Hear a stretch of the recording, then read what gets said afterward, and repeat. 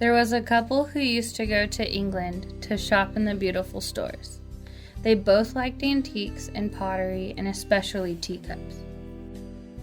This was their 25th wedding anniversary.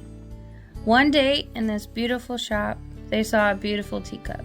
They said, "May we see that? We've never seen one quite so beautiful." As the lady handed it to them, suddenly the teacup spoke. "You don't understand," it said. "I haven't always been a teacup. There was a time when I was red and I was clay. My master took me and rolled me and patted me over and over, and I yelled, 'Leave me alone!' But he only smiled, 'Not yet.'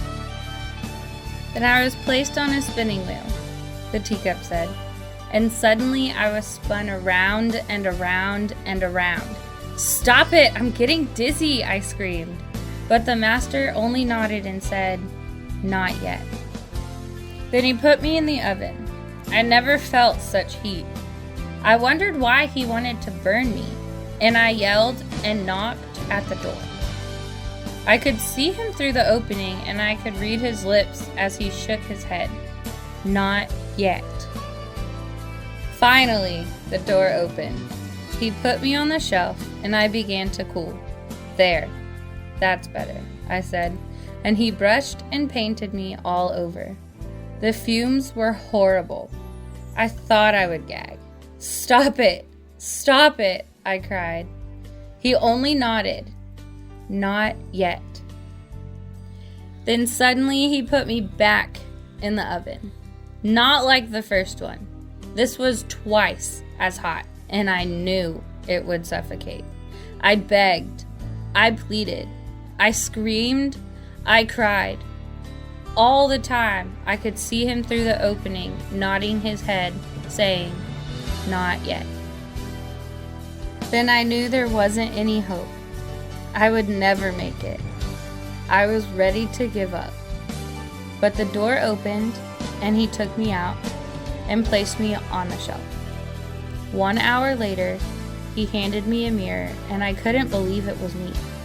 'It's beautiful. Wait, I'm beautiful.' 'I want you to remember then,' he said. 'I know it hurts to be rolled and patted, but if I had left you alone, you would have dried up. I know it made you dizzy to spin around on the wheel, but if I had stopped, you would have crumbled. I knew it hurt and was hot and disagreeable in the oven, but if I hadn't put you there, you would have cracked. I know the fumes were bad when I brushed and painted you all over, but if I hadn't done that, you never would have hardened. You would not have had any color in your life.